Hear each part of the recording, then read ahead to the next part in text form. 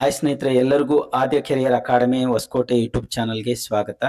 ಸ್ನೇಹಿತರೆ, ಇನ್ನೂ ಯಾರೆಲ್ಲ ನಮ್ಮ ಯೂಟ್ಯೂಬ್ ಚಾನಲ್ಗೆ ಸಬ್ಸ್ಕ್ರೈಬ್ ಮಾಡಿಲ್ಲೋ ದಯವಿಟ್ಟು ಸಬ್ಸ್ಕ್ರೈಬ್ ಮಾಡಿ, ಪಕ್ಕದಲ್ಲಿರುವಂಥ ಬೆಲ್ ಐಕನ್ ಅನ್ನು ಒತ್ತಿ. ಯಾಕಂತಂದ್ರೆ ನಾವು ಮಾಡುವಂಥ ಎಲ್ಲ ಆನ್ಲೈನ್ ಕ್ಲಾಸಸ್ಗಳು ನಿಮಗೆ ತಲುಪಬೇಕಾದ್ರೆ ಮತ್ತು ನಾವು ಪ್ಲೇ ಲಿಸ್ಟ್ ಅಲ್ಲಿ ಮಾಡಿರುವಂಥ ಕರೆಂಟ್ ಅಫೇರ್ಸ್, GK ಮತ್ತು ಅನೇಕ ಪೇಪರ್ಗಳನ್ನು ಕೂಡ ಸಾಲ್ವ್ ಮಾಡಿದ್ದೀವಿ. ಮತ್ತೆ ನಿಮಗೆ ಅನೇಕ ಆನ್ಲೈನ್ ಕ್ಲಾಸಸ್ಗಳು ಸಂಬಂಧಪಟ್ಟಂಗೆ ನೆಟ್ಟು, ಕೆಸೆಟ್ಟು, ಟೆಟ್ ಎಲಿಜಿಬಿಲಿಟಿ ಟೆಸ್ಟ್ಗಳು ಮತ್ತೆ ಗೌರ್ಮೆಂಟ್ ಹೊರಡಿಸುವಂಥ ಸ್ಟೇಟ್ ಮತ್ತು ಸೆಂಟ್ರಲ್ ಗೌರ್ಮೆಂಟ್ ಹೊರಡಿಸುವಂಥ ಎಲ್ಲ ನೋಟಿಫಿಕೇಶನ್ಗಳು ನಿಮಗೆ ಬೇಗ ಬಂದು ತಲುಪಬೇಕು ಅಂತ ಹೇಳಿದ್ರೆ ನಮ್ಮ ಚಾನಲನ್ನು ನೀವು ಸಬ್ಸ್ಕ್ರೈಬ್ ಮಾಡಬೇಕಾಗುತ್ತೆ ಸ್ನೇಹಿತರೆ. ಸೊ ಇವತ್ತಿನ ಕಂಟೆಂಟ್ ಏನು ಅಂತ ಹೇಳಿದ್ರೆ ಸ್ನೇಹಿತರೆ, ನೇರವಾಗಿ ಕಂಟೆಂಟ್ಗೆ ಮೂವ್ ಆಗೋಣ. ಅದೇನು ಅಂತ ಹೇಳಿದ್ರೆ ನೋಡಿ, ವಿಷಯ ಏನು ಅಂತಂದ್ರೆ 2024-25ನೇ ಸಾಲಿಗೆ ಅತಿಥಿ ಉಪನ್ಯಾಸಕರನ್ನ ಆಯ್ಕೆ ಮಾಡಿಕೊಳ್ಳುವ ಬಗ್ಗೆ ಸ್ನೇಹಿತರೆ. ಹೌದು, ಯಾಕಂತಂದ್ರೆ ಇಲ್ಲಿ ನೋಡಿ, ಸಂಸ್ಕೃತ ಮತ್ತು ಚಿತ್ರಕಲಾ ಕಾಲೇಜುಗಳು ಒಳಗೊಂಡಂತೆ ಕಾಯಂ ಉಪನ್ಯಾಸಕರಿಗೆ ಕಾರ್ಯಭಾರ ಹಂಚಿಕೆ ಮಾಡಿದ ನಂತರ ಉಳಿಕೆಯಾಗುವ ಬೋಧನಾ ಕಾರ್ಯಭಾರಕ್ಕೆ ಅತಿಥಿ ಉಪನ್ಯಾಸಕರನ್ನ ನೇಮಕವನ್ನ ಮಾಡಿಕೊಳ್ಳುವ ಬಗ್ಗೆ ಸ್ನೇಹಿತರೆ.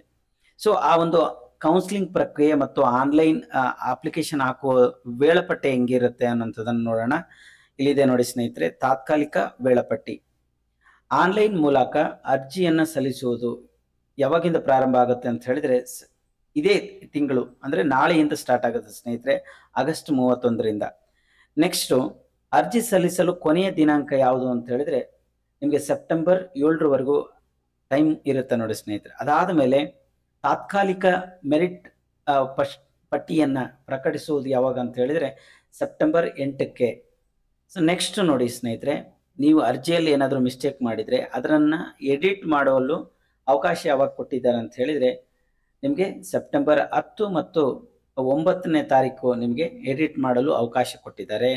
ನೆಕ್ಸ್ಟು ಕಾರ್ಯಭಾರ ಪ್ರಕಟಿಸುವ ದಿನಾಂಕ ಯಾವುದು ಅಂತ ಹೇಳಿದರೆ ಸೆಪ್ಟೆಂಬರ್ 11ರಂದು ನಿಮಗೆ ಅವಕಾಶ ಕೊಟ್ಟಿದ್ದಾರೆ. ನೆಕ್ಸ್ಟು ಮೆರಿಟ್ ಪಟ್ಟಿ ಅನ್ವಯ ಆಯ್ಕೆ ಕೌನ್ಸಿಲಿಂಗ್ ಅನ್ನ ನಡೆಸುವಂತ ದಿನಾಂಕ ಯಾವುದು ಅಂತಂದ್ರೆ ಸೆಪ್ಟೆಂಬರ್ 17ರಿಂದ ನಿಮಗೆ ಸ್ಟಾರ್ಟ್ ಆಗುತ್ತೆ ಸ್ನೇಹಿತರೆ. ಓಕೆ, ಇದನ್ನ ಎಲ್ಲಿ ನೀವು ಆನ್ಲೈನ್ ಅರ್ಜಿಯನ್ನ ಸಲ್ಲಿಸಬೇಕು ಅಂತ ಹೇಳಿದ್ರೆ DCE ಕರ್ನಾಟಕ government.in ಅನ್ನುವಂಥ ಆ ಒಂದು ವೆಬ್ಸೈಟ್ ಅಲ್ಲಿ ನೀವು ಅರ್ಜಿಯನ್ನ ಸಲ್ಲಿಸಬಹುದು ಸ್ನೇಹಿತರೆ. ಹಾಗಾದ್ರೆ ಆಯ್ಕೆ ಪ್ರಕ್ರಿಯೆ ಯಾವ ರೀತಿ ಇರುತ್ತೆ ಅಂತ ನೀವು ನೋಡೋದಾದ್ರೆ ಇಲ್ಲಿದೆ ನೋಡಿ ಸ್ನೇಹಿತರೆ. ಅಂದ್ರೆ ನೀವು ಸ್ನಾತಕೋತ್ತರ ಪದವಿಯನ್ನ ಪಡೆದಿದ್ರೆ ಅದರಲ್ಲಿ 25% ಅನ್ನ ನಿಮಗೆ ಅಂಕಗಳನ್ನ ಪರ್ಸೆಂಟೇಜ್ ತೆಗೆದು 25 ಅಂಕಗಳನ್ನ ಕೊಡ್ತಾರೆ ಗರಿಷ್ಠ. ನೆಕ್ಸ್ಟು ಅದಾದ ನಂತರ ಹೆಚ್ಚುವರಿ ವಿದ್ಯಾರ್ಹತೆಗಳು ನಿಮಗೆ ಏನಾದರೂ PhD ಮಾಡಿದ್ರೆ 12 ಅಂಕ ಸಿಗುತ್ತೆ. ಕೆಸೆಟ್ಟು ಅಥವಾ ನೆಟ್ಟು ಅಥವಾ ಸ್ಲೆಟ್ ಮಾಡಿದ್ದಲ್ಲಿ 9 ಅಂಕ ಸಿಗುತ್ತೆ. MPhil ಮಾಡಿದ್ರೆ 6 ಅಂಕ ಸಿಗುತ್ತೆ. ಅದರ ಜೊತೆಗೆ ಯಾರಿಗೆ ಎಕ್ಸ್ಪೀರಿಯನ್ಸ್ ಆಗಿರುತ್ತಲ್ವ ಅವರಿಗೆ ವರ್ಷಕ್ಕೆ 3 ಅಂಕಗಳು. ಅದನ್ನ 16 ವರ್ಷಗಳಿಗೆ ಮ್ಯಾಕ್ಸಿಮಮ್ ನಿಮಗೆ 48 ಅಂಕ ಸಿಗುತ್ತೆ ಸ್ನೇಹಿತರೆ. ಓವರಾಲ್ ಆಗಿ ಎಷ್ಟು ಅಂಕ ಇರುತ್ತೆ ಅಂದ್ರೆ 100 ಇರುತ್ತೆ. ಇನ್ನೊಂದು ಏನು ವಿಶೇಷ ಅಂದ್ರೆ ಇಲ್ಲಿ ವಿಕಲಚೇತನಕ್ಕೆ ಅವ್ರಿಗೆ ಏನ ಅಂತಂದ್ರೆ 10 ಅಂಕಗಳನ್ನ ಅಡಿಷನಲ್ ಆಗಿ ಕೊಡಲಾಗುತ್ತೆ ನೋಡಿ ಸ್ನೇಹಿತರೆ. ಅದಾದ ಮೇಲೆ ಇಲ್ಲಿ ನೋಡಿ 2024-25ನೇ ಸಾಲಿನಲ್ಲಿ ಉಪನ್ಯಾಸಕರ ವರ್ಗಾವಣೆ ಮತ್ತು ಹೊಸ ನೇಮಕಾತಿ ಪ್ರಕ್ರಿಯೆ ಚಾಲ್ತಿಯಲ್ಲಿರುತ್ತದೆ. ಹಂಗಾಗಿ ಕಾಯಂ ಉಪನ್ಯಾಸಕರನ್ನ ಕಾಲೇಜುಗಳಲ್ಲಿ ಕರ್ತವ್ಯಕ್ಕೆ ವರದಿ ಮಾಡಿಕೊಳ್ಳುವುದರಿಂದ ಕಾಲೇಜುಗಳಲ್ಲಿ ಲಭ್ಯವಿರುವ ಹೆಚ್ಚುವರಿ ಕಾರ್ಯಭಾರಕ್ಕೆ ವ್ಯತ್ಯಯಾಗುವ ಸಂಭವ ಇರುತ್ತದೆ. ಅಂದ್ರೆ ಹೊಸ ಈ ರೀಸೆಂಟ್ ಆಗಿ ಆಗಿರುವಂತ ಈ ಒಂದು ಅಸಿಸ್ಟೆಂಟ್ ಪ್ರೊಫೆಸರ್ ನೇಮಕಾತಿ ಏನಿದೆಯಲ್ಲ ಅವರಿಗೆ ಈ ಒಂದು ಆರ್ಡರ್ ಕಾಪಿ ಕೊಡೋದ್ರಿಂದ ಅದರಲ್ಲಿ ಸ್ವಲ್ಪ ವ್ಯತ್ಯಾಸಗಳು ಇರ್ತವೆ ಅನ್ನುವಂಥದ್ದನ್ನ ಈ ಒಂದು ನೋಟಿಫಿಕೇಶನ್ ಹೇಳ್ತಾ ಇದ್ದಾರೆ. ಅದರ ಜೊತೆಗೆ ನೋಡಿ ಸ್ನೇಹಿತರೆ, ಇಲ್ಲಿ 2023-24ನೇ ಸಾಲಿನಲ್ಲಿ ಯಾರು ಅತಿಥಿ ಉಪನ್ಯಾಸಕರಾಗಿ ಕಾರ್ಯನಿರ್ವಹಿಸಿ ಮತ್ತು 2024-25ನೇ ಸಾಲಿನಲ್ಲಿಯೂ ಕೂಡ ತಮ್ಮ ಸೇವೆಯನ್ನ ಮುಂದುವರಿಸಬೇಕು ಅನ್ನುವಂಥದ್ದು ಏನಾದರೂ ಅವರಿಗೆ ಇಚ್ಛೆ ಇತ್ತು ಅಂತಂದ್ರೆ ನೀವು ಏನ್ ಮಾಡಬೇಕು ಅಂತಂದ್ರೆ ಅಲ್ಲೇ ಲಭ್ಯವಿರುವಂತ ಅದೇ ಕಾಲೇಜಿನಲ್ಲಿ ಲಭ್ಯ ಇರುವಂತ ಕಾರ್ಯಭಾರಕ್ಕೆ ಅನುಗುಣವಾಗಿ ನೀವು ಅಪ್ಲಿಕೇಶನ್ ಅನ್ನ ಹಾಕ್ಬೇಕಾಗತ್ತೆ. ಅದಕ್ಕೆ ಒಂದು ಆಪ್ಷನ್ ಇದೆ ನೋಡಿ ಸ್ನೇಹಿತರೆ, ಏನು ಅಂತಂದ್ರೆ ಅರ್ಜಿಯಲ್ಲಿ ನೀವು ಅರ್ಜಿ ಸಲ್ಲಿಸಬೇಕಾದಾಗ ಕಂಟಿನ್ಯೂಷನ್ ಆಪ್ಷನ್ ಇರುತ್ತೆ. ಅದೇ ಕಂಟಿನ್ಯೂ ಅನ್ನುವಂಥ ಒಂದು ಆಪ್ಷನ್ ಇರುತ್ತೆ. ಅದಕ್ಕೆ ನೀವು ಕ್ಲಿಕ್ ಮಾಡೋದ್ರ ಮುಖಾಂತರ ನೀವು ಅಲ್ಲೇ ಮುಂದುವರಿಬೋದು. ಮತ್ತೆ ಅಲ್ಲಿ ಇರುವಂಥ ಪ್ರಿನ್ಸಿಪಲ್ನ ನೀವು ಕಾಲ್ ಮಾಡಿ ಅಥವಾ ಅವ್ರನ್ನ ಮೀಟ್ ಆಗೋದ್ರ ಮುಖಾಂತರ ಎಷ್ಟು ವರ್ಕ್ ಲೋಡ್ ಇದೆ, ಕಾರ್ಯಭಾರ ಇದೆ ಅನ್ನುವಂಥ ಮಾಹಿತಿಯನ್ನು ಕೂಡ ನೀವು ಪಡೆದುಕೊಳ್ಳಬಹುದಾಗಿರುತ್ತೆ ನೋಡಿ ಸ್ನೇಹಿತರೆ. ಮತ್ತೆ ನಿಮ್ಗೇನಾದರೂ ಇದ್ರ ಬಗ್ಗೆ ವರ್ಕ್ ಲೋಡ್ ಬಗ್ಗೆ ಏನಾದರೂ ಇನ್ಫಾರ್ಮೇಶನ್ ಬೇಕಾಗಿದ್ರೆ EMIS ಮೂಲಕ ನೀವು ಅದರ ಇನ್ಫಾರ್ಮೇಶನ್ನ ಪಡೆದುಕೊಳ್ಬಹುದಾಗಿರುತ್ತದೆ. ಸೊ ಅದೇ ರೀತಿಯಾಗಿ ಈ ನಾವು ಎಷ್ಟು ನಮಗೆ ಸ್ಯಾಲ್ರಿ ಸಿಗುತ್ತೆ, ಸೇವಾಧನ ಅಥವಾ ಗೌರವಧನ ಎಷ್ಟು ಸಿಗುತ್ತೆ ಅಂತ ಹೇಳಿದ್ರೆ ನೋಡಿ ಸ್ನೇಹಿತರೆ, 5 ವರ್ಷಕ್ಕಿಂತ ಕಡಿಮೆ ಸೇವೆ ಸಲ್ಲಿಸಿರ್ತಾರೆ ಮತ್ತು UGC ನಿಗದಿಪಡಿಸಿದ ವಿದ್ಯಾರ್ಹತೆಯನ್ನ ಹೊಂದಿದ್ರೆ ನಿಮಗೆ 35,000 ಸಿಗುತ್ತೆ. ಮತ್ತೆ 5 ವರ್ಷಕ್ಕಿಂತ ಕಡಿಮೆ ಸೇವೆ ಇರುತ್ತೆ ಅಂದ್ರೆ ಈ ಸರ್ವಿಸ್ ಇದ್ದು UGC ನಿಗದಿಪಡಿಸಿದ ಎಕ್ಸಾಮ್ ಅನ್ನ ನೀವೇನಾದರೂ ಅರ್ಹತೆ ಹೊಂದಿಲ್ಲ ಅಂದ್ರೆ 31,000 ಸಿಗುತ್ತೆ.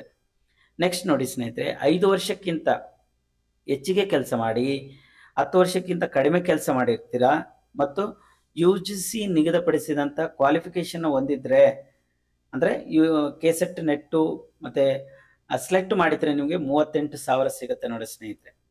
ಅದಾದ ಮೇಲೆ 5 ವರ್ಷಕ್ಕಿಂತ ಮತ್ತು 10 ವರ್ಷಕ್ಕಿಂತ ಕಡಿಮೆ 5 ವರ್ಷಕ್ಕಿಂತ ಹೆಚ್ಚಿಗೆ ಕೆಲಸ ಮಾಡಿ UGC ನಿಗದಿಪಡಿಸಿದ ವಿದ್ಯಾರ್ಹತೆಯನ್ನು ಹೊಂದಿಲ್ಲ ಅಂತ ಹೇಳಿದರೆ ನಿಮಗೆ 34,000 ಸಿಗುತ್ತೆ. ಅದರ ಜೊತೆಗೆ 10 ವರ್ಷಕ್ಕಿಂತ ಹೆಚ್ಚಿಗೆ ಕೆಲಸ ಮಾಡಿರ್ತೀರಿ ಮತ್ತು 15 ವರ್ಷಕ್ಕಿಂತ ಕಡಿಮೆ ಕೆಲಸ ಮಾಡಿ ಅಂದರೆ ಸರ್ವಿಸ್ ಎಕ್ಸ್ಪೀರಿಯನ್ಸ್ ಅನ್ನು ಪಡೆದುಕೊಂಡು UGC ವಿದ್ಯಾರ್ಹತೆಯನ್ನ ಹೊಂದಿಲ್ಲ ಅಂತ ಹೇಳಿದ್ರೆ ಅವರಿಗೆ ಎಷ್ಟು ಅಂದ್ರೆ 39,000 ಸಿಗುತ್ತೆ. ಮತ್ತೆ 15 ವರ್ಷಕ್ಕಿಂತ ಅದಕ್ಕಿಂತ ಹೆಚ್ಚಿನ ಸೇವೆ ಸಲ್ಲಿಸಿ UGC ನಿಗದಿಪಡಿಸಿದ ವಿದ್ಯಾರ್ಹತೆ ಹೊಂದಿದ್ರೆ ನಿಮಗೆ 40,000 ಸಿಗುತ್ತೆ. ಹೊಂದಿಲ್ಲ ಅಂತ ಹೇಳಿದ್ರೆ ಏನು 36,000 ರೂಪಾಯಿ ಸಿಗುತ್ತೆ ಸ್ನೇಹಿತರೆ. ಇದು ಎಲ್ಲಾನು ಕೂಡ ಈ ಎಷ್ಟು ಗೌರವಧನ ಅಥವಾ ನಿಮ್ಮ ಸೇವಾಧನ ಸಿಗುತ್ತೆ ಅನ್ನುವಂಥದ್ರ ಬಗ್ಗೆ ಮಾಹಿತಿ ಆಯಿತು.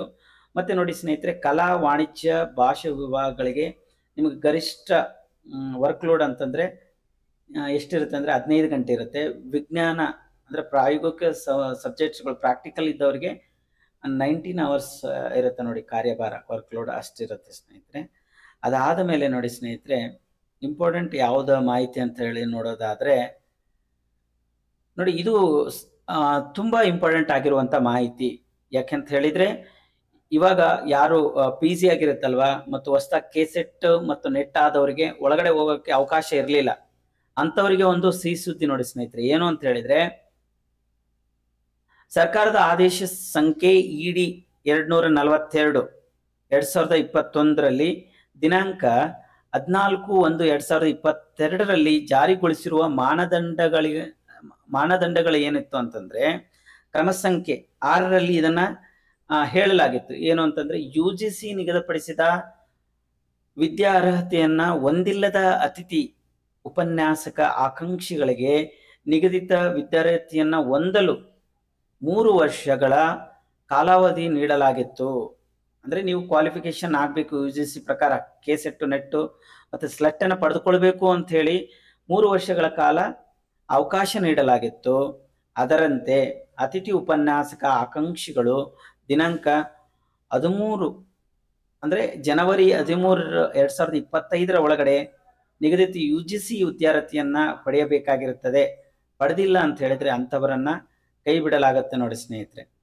ಸೊ ಅದಕ್ಕೆ ಯಾರು ಆ ವಿದ್ಯಾರ್ಹತೆ ಪಡೆದುಕೊಂಡಿಲ್ಲ, ದಯವಿಟ್ಟು ನೀವು ಹೀಗೆ ನೆಕ್ಸ್ಟ್ ನಡೆಯುವಂತ ಕೆಸೆಟ್ಟು ಮತ್ತೆ ನೆಟ್ಗಳಲ್ಲಿ ನೀವು ಕ್ವಾಲಿಫೈ ಆಗಿ ಅನ್ನುವಂಥದ್ದನ್ನ ಹೇಳ್ತಾ, ಸೊ ಇಷ್ಟೆಲ್ಲ ಇಂಪಾರ್ಟೆಂಟ್ ಮಾಹಿತಿ ಆಗಿರುತ್ತೆ ಸ್ನೇಹಿತರೆ. ಇದುವರೆಗೂ ಈ ವಿಡಿಯೋನ ನೋಡಿದಂತೆ ಎಲ್ಲರಿಗೂ ಕೂಡ ಧನ್ಯವಾದಗಳು.